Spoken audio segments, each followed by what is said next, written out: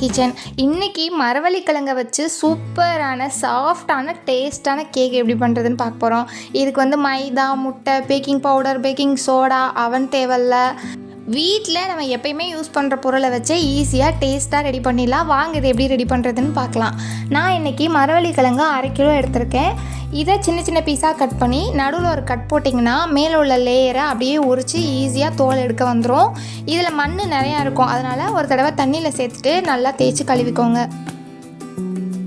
அவ்வளோதான், இதை வேறு பிளேட்டுக்கு மாற்றிக்கலாம்.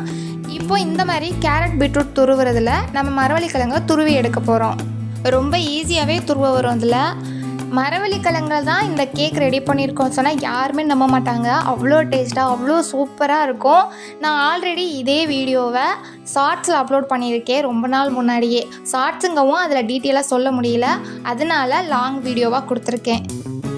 இப்போ அதை தனியாக வச்சுட்டு நம்ம ஒரு மிக்ஸி ஜாரில் நான் 1 கப் அளவுக்கு தேங்காய் துருவல் எடுத்திருக்கேன். இது கூட 2 ஏலக்காய் சேர்த்துடலாம். சேர்த்துட்டு பல்ஸ் மோடில் போட்டு 2-3 டைம் நல்லா போட்டு எடுத்திங்கன்னா இந்த மாதிரி நல்லா நொரப்பாக வந்துடும். இதை தனியாக வச்சுக்கலாம். இப்போ ஒரு பாத்திரத்தில் நம்ம துருவி எடுத்த மரவள்ளிக்கிழங்க சேர்த்துடலாம். இது கூட நம்ம அரைச்சி வச்சுருந்தோம் இல்லையா தேங்காய், ஏலக்காய், அதையும் நம்ம இது கூட சேர்த்துடலாம். இப்போ எந்த கப்பில் தேங்காய் எடுத்தோமோ அதே கப்பில் 1 கப் சீனி எடுத்திருக்கேன். அதையும் இது கூட சேர்த்துட்டு அது கூடவே அதே கப்பில் 1/2 கப் வந்து ரவை எடுத்திருக்கேன். அதையும் சேர்த்துடலாம். ஒரு பிஞ்ச் உப்பு சேர்த்துட்டு 1 டேபிள் ஸ்பூன் நெய் சேர்த்துக்கலாம். சேர்த்துட்டு இதை நம்ம பிசைஞ்சு எடுத்துக்க போகிறோம். சீனி, தேங்காய், மரவள்ளிக்கிழங்கு எல்லாமே மிக்ஸ் ஆகணும். தண்ணி, பால்னு எதுவுமே சேர்க்க வேண்டாம். மரவள்ளிக்கிழங்குலேயே வந்து தண்ணி இருக்கும். நம்ம இந்த மாதிரி பிசையும் போது அதிலிருந்தே தண்ணி நமக்கு கரெக்டாக இருக்கும். நல்லா இந்த அளவுக்கு மிக்ஸ் பண்ணி விட்டுடலாம். அவ்வளோதான், ரெடி ஆயிடுச்சு. இப்போ வீட்டில் இருக்க ஏதாவது ஒரு பாத்திரம் எடுத்துக்கோங்க. நான் கேக் டின் எடுத்திருக்கேன். அதில் கொஞ்சமாக நெய் சேர்த்துட்டு எல்லா சைடுமே நெய்யை அப்ளை பண்ணி விட்டுருங்க. நம்ம பேக் பண்ணி எடுத்ததுக்கப்புறம் டீமோல்ட் பண்ணுறதுக்கு ஈஸியாக இருக்கும். அவ்வளோதான், ரெடி பண்ணியாச்சு. இப்போ நம்ம மிக்ஸ் பண்ணி வச்சுருக்க கிழங்கை இதில் சேர்த்துடலாம். எல்லா பக்கமுமே ஈக்குவலாக இருக்க மாதிரி சேர்த்துருங்க. ரொம்ப ஈஸி இது ரெடி பண்ணுறது. நம்ம மரவள்ளிக்கிழங்கை மட்டும் தோல் எடுத்துகிட்டு துருவுறதுக்கு மட்டும்தான் டைம் ஆகும். மற்றபடி நம்ம எல்லாமே சேர்த்துட்டு உடனே மிக்ஸ் பண்ணிடலாம்.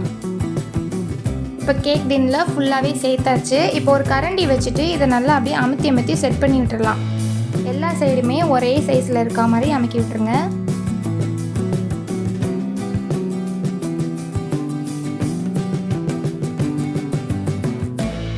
அவ்வளோதான், இது மேலே கொஞ்சமாக நெய் சேர்த்துக்கோங்க. நெய் சேர்த்துட்டு இதையும் நல்லா அப்ளை பண்ணிடலாம்.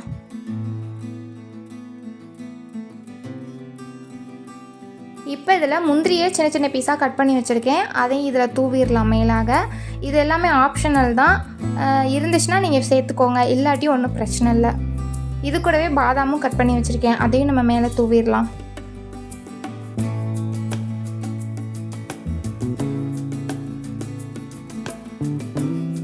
அவ்வளோதான், இதையுமே லைட்டாக இந்த மாதிரி அமுக்கி விட்டுருங்க. இப்போ சூப்பராக ரெடி ஆயிடுச்சு.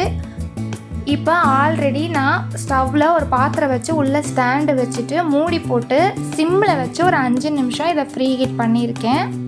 5 நிமிஷம் கழித்து இதை ஓப்பன் பண்ணிவிட்டு நம்ம ரெடி பண்ணி வச்சுருக்க கேக் டின்னை உள்ளே வச்சிடலாம். வச்சுட்டு மூடி போட்டுருங்க. இது வந்து மீடியம் ஃப்ளேமில் வச்சு கரெக்டாக 40 நிமிஷம் பேக் ஆகி வந்துடும்.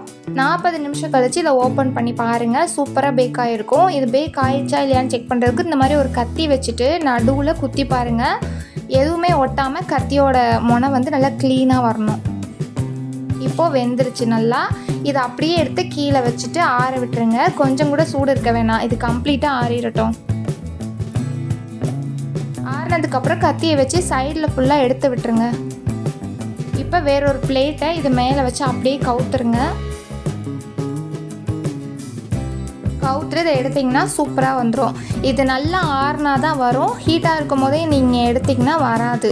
அதனால் நல்லா ஆற வச்சுட்டு இந்த மாதிரி டிமோல்ட் பண்ணி எடுத்துக்கோங்க. இப்போ சூப்பராக மரவள்ளிக்கிழங்குல கேக் ரெடி ஆயிடுச்சு. சும்மா சொல்லக்கூடாது, அவ்வளோ ஒரு டேஸ்ட்டாக இருந்துச்சு. நம்ம எவ்வளவோ வெரைட்டி கேக்லாம் பண்ணியிருப்போம், ஆனாலும் இந்த மரவள்ளிக்கிழங்கு கேக்கு அதெல்லாம் மிஞ்சிரும் டேஸ்ட்டில். நம்ம மற்றபடி எந்த எசன்ஸு, பேக்கிங் சோடா, முட்டை, மைதான் எதுவுமே சேர்க்கலை.